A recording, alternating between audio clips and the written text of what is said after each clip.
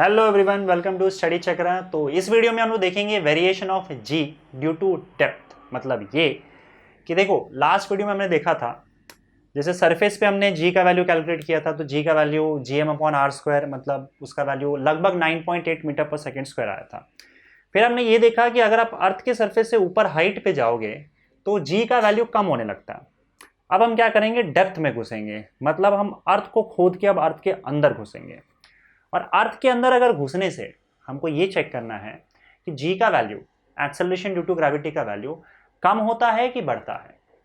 अब देखो, एक अगर तुम लॉजिक लगाते फिरोगे, जैसे मैंने बताया था कि अगर सपोज करो ये आपका अर्थ का सेंटर है, जब हम हाइट पर जाते हैं तो अर्थ के सेंटर से दूर होते जाते हैं। अर्थ के सेंटर से हमारा डिस्टेंस बढ़ने लगता है, फोर्स कम होने लगता है, जिसकी वजह से हमारा एक्सेलरेशन ड्यू टू ग्रेविटी का वैल्यू कम होने लगता है। लेकिन इसमें अब तुम बोलोगे सर कि अगर मैं अंदर घुसने लगूं अर्थ के, तो अर्थ के सेंटर हमारे बीच का जो डिस्टेंस है वो डिस्टेंस क्या होगा, कम होने लगेगा। डिस्टेंस कम होने लगेगा तो फोर्स बढ़ना चाहिए और इसके वजह से जी का वैल्यू बढ़ना चाहिए। लेकिन इस कहानी में एक्चुअली में एक ट्विस्ट है, और ये ट्विस्ट क्या है ये हम लोग चेक करते हैं। यहां पे आप ध्यान से सुनना इस चीज को, मैं ऑलरेडी शायद इसके बारे में डिस्कस कर चुका हूं, लेकिन एक बार फिर से डिस्कस करता हूं। जैसे मान लो आपका ये अर्थ है, अर्थ के सरफेस पे आप हो, तो हमने क्या इमेजिन किया था कि आपका जो अर्थ है वो एक्चुअली में हॉलोस्फीयर से मिलके बना हुआ है, बहुत सारे हॉलोस्फीयर से मिलके बना हुआ है। तो ये सबसे बड़ा हॉलोस्फीयर यहाँ पे, फिर उसके बाद छोटा हॉलोस्फीयर, उससे छोटा हॉलोस्फीयर, उससे छोटा हॉलोस्फीयर, उससे छोटा हॉलोस्फीयर, और ऐसे करके बहुत सारे हॉलोस्फीयर्स एक एक करके अटैच्ड है उसके अंदर, जिससे आपका पूरा का पूरा सॉलिड अर्थ आपके सामने है ना। एक और चीज़ मैंने आपको बताया था कि अगर मान लो हॉलोस्फीयर है एक, और कोई ऑब्जेक्ट इसके बाहर रखा हुआ है, ठीक है, अगर हॉलोस्फीयर है और कोई ऑब्जेक्ट इसके बाहर रखा हुआ है, तो आप ये मान के चलोगे कि ये जो हॉलोस्फीयर है इसका मास सेंटर पे कॉन्सेंट्रेटेड है, और हम ये मान के चलेंगे कि ये जो है ऑब्जेक्ट सेंटर पे रखा हुआ है आपका हॉलोस्फीयर, और इस हिसाब से हम क्या करेंगे, डिस्टेंस कैलकुलेट करेंगे। तो एक्चुअली में ये डिस्टेंस होगा दोनों ऑब्जेक्ट के बीच का, है ना। एक और चीज मैं यहाँ पे बोल देना चाहता हूँ, एक और यहाँ पे जो है वो रिजल्ट है, वो रिजल्ट ये है कि अगर मान लो आपके पास हॉलोस्फीयर है, हॉलो मतलब मैं बोल रहा हूँ खाली स्फीयर, अगर खाली स्फीयर है और खाली स्फीयर के अंदर कहीं भी अगर ऑब्जेक्ट रहा, कहीं भी खाली स्फीयर में अगर कहीं भी आपका ऑब्जेक्ट रहता है, तो इस ऑब्जेक्ट पे ये स्फीयर फोर्स एग्जर्ट नहीं कर पाएगा, मतलब टोटल फोर्स जीरो हो जाता है। Total gravitational force on this object is zero. क्यों जीरो होता है भाई, देखो एक्चुअली में क्या होगा, ये जो स्फीयर है उसको वो हर डायरेक्शन में अट्रैक्ट करेगा, हर डायरेक्शन में उस पर ग्रेविटेशनल फोर्स लगाएगा।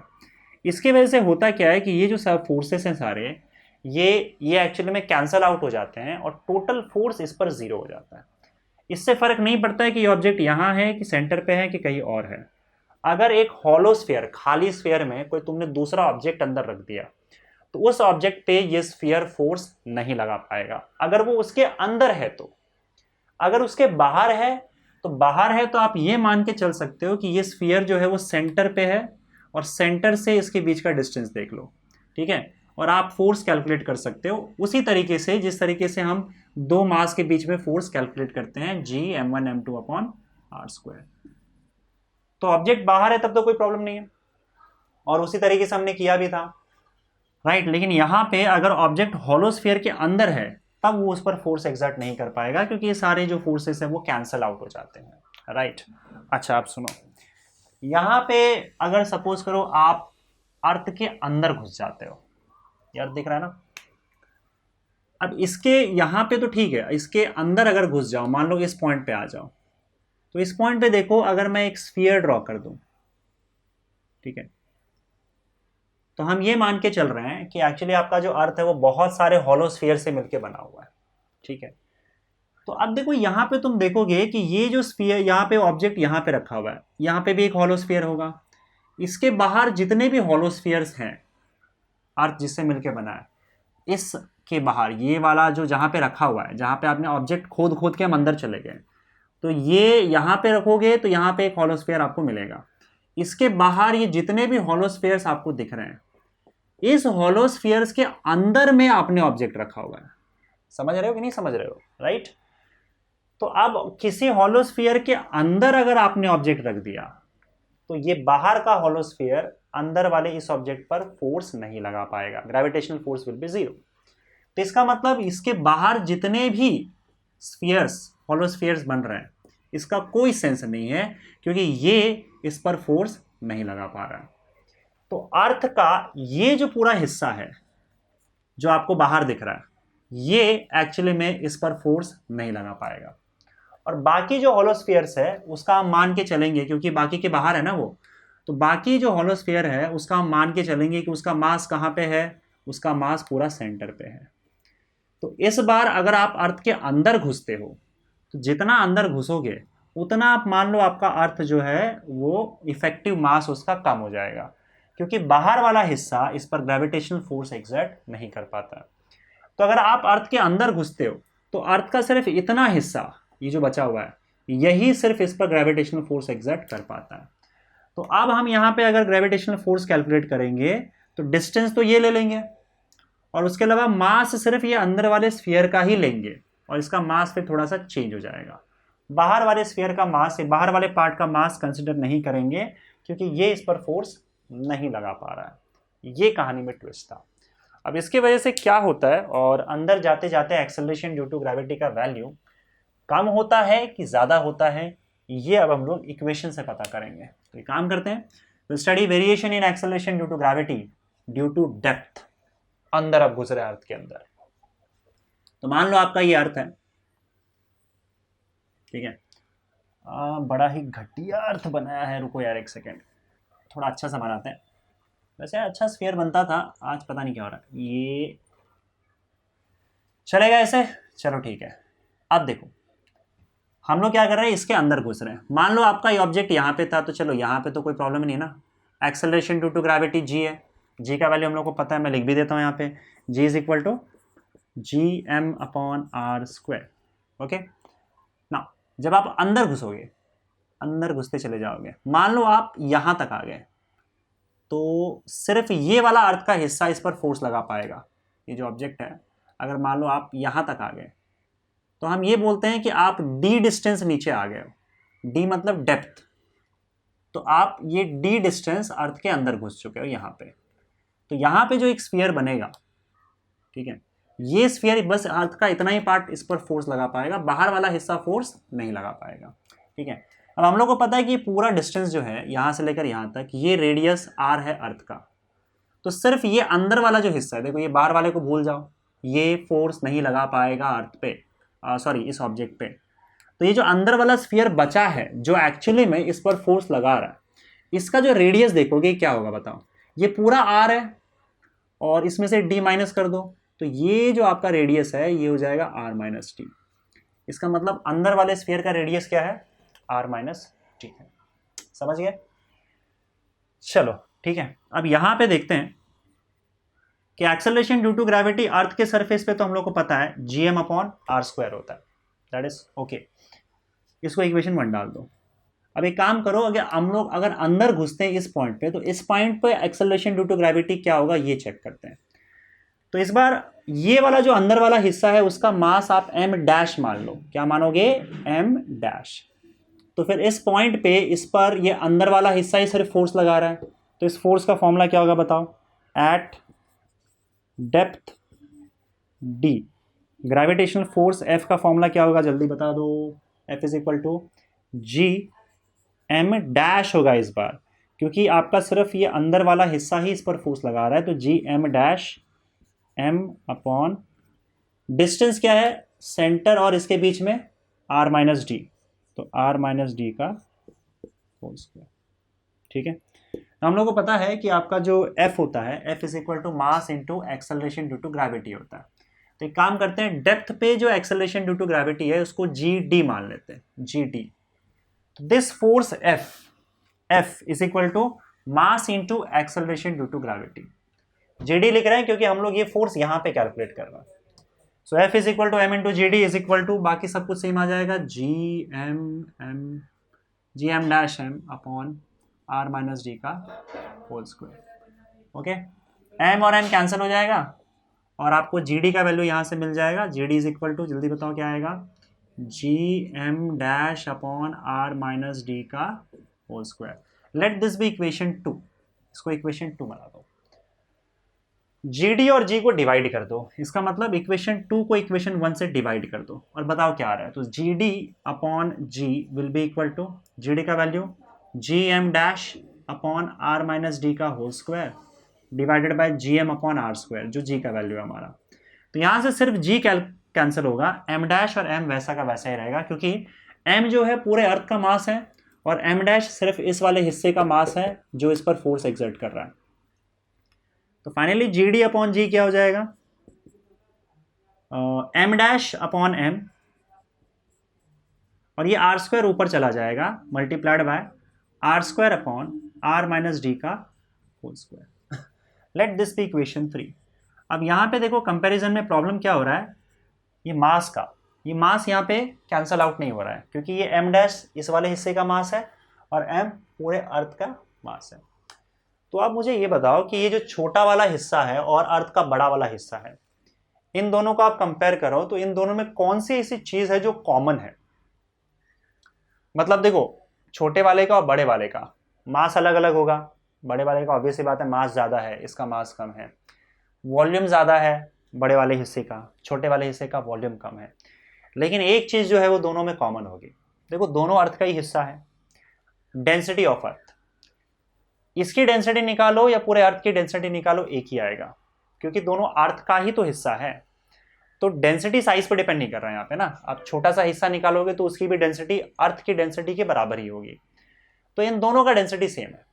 तो हम मान के लेते हैं यहाँ पे कि जो रो है डेंसिटी, अर्थ का डेंसिटी, उसको रो मान लेते हैं। Rho is the density of earth, density of earth, earth की डेंसिटी को रो मान लेते हैं। ओके, चलो अब आते हैं यहाँ पे और एम डैश अपॉन एम का रेशियो निकालते हैं। तो देखो डेंसिटी इज इक्वल टू क्या होता है, मास अपॉन वॉल्यूम। तो मास क्या हो जाएगा बताओ, mass is equal to density multiplied by volume. Okay, तो यहां पे m डैश अपॉन m क्या होगा बताओ, m dash upon m। Now see, mass is equal to density into volume लिखना है। तो डेंसिटी तो वैसे भी सेम रहेगा, डेंसिटी इंटू, अब वॉल्यूम m डैश जिसका मास है उसी का वॉल्यूम लेना है। तो यहाँ पे देखो m डैश जो है छोटे वाले हिस्से का मास है, तो इसका, इस स्फीयर का आपको वॉल्यूम लेना है। अब ये जो छोटा वाला स्फीयर दिख रहा है उसका वॉल्यूम क्या होगा, पहले बताओ वॉल्यूम ऑफ स्फीयर क्या होता है, 4/3 पाई आर क्यूब। तो 4/3 पाई रेडियस का क्यूब होगा। जो तुम्हारा अंदर वाला स्फीयर है उसका रेडियस क्या है, आर माइनस डी, तो आर माइनस डी का क्यूब हो जाएगा। ठीक है, सिमिलरली ये वाला मास भी क्या होगा, mass is equal to density into volume, density into, और ये पूरे अर्थ का मास है तो पूरे अर्थ का वॉल्यूम आएगा, पूरे अर्थ का वॉल्यूम 4/3 पाई आर क्यूब हो जाएगा। तो ये पूरा हिस्सा यहाँ से कैंसिल आउट हो जाएगा और m डैश अपॉन m का वैल्यू आ जाएगा आपका r माइनस डी का cube divided by r cube. इसको इक्वेशन 4 लिख लो और सीधा सीधा m डैश अपॉन m का वैल्यू हमारे पास आ गया है। तो इक्वेशन 4 को उठा के इक्वेशन 3 में डाल दो। So put equation 4 in equation 3। तो क्या आएगा बताओ आपका, g D upon g is equal to m dash upon m, मतलब r माइनस डी का cube divided by r cube multiplied by are square upon are minus D का square. तो यहाँ से देखो ये पार्ट कट गया, ये पार्ट हट गया, ये पार्ट कट गया, ये पार्ट हट गया, तो आपका जी डी अपॉन जी का वैल्यू आ जाएगा R minus D upon R. Okay, इसको हम क्या लिख सकते हैं, R upon R will be 1 minus D upon R, 1 minus D by R. तो जी को वहां भेज दोगे तो आपका फाइनली वैल्यू आ गया g D is equal to g 1 minus D by r, as simple as that. ठीक है, अब बताओ यहाँ पे मुझे कि इस इक्वेशन के हिसाब से आपको क्या लगता है कि अगर आप डेप्थ में घुसते जाओगे तो जी का वैल्यू कम होगा कि ज़्यादा होगा।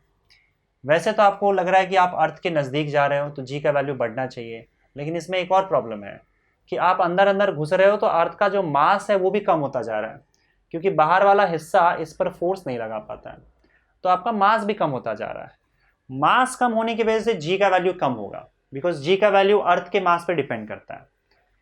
तो मास कम होने की वजह से कम हो रहा है और डिस्टेंस कम होने की वजह से बढ़ना चाहिए।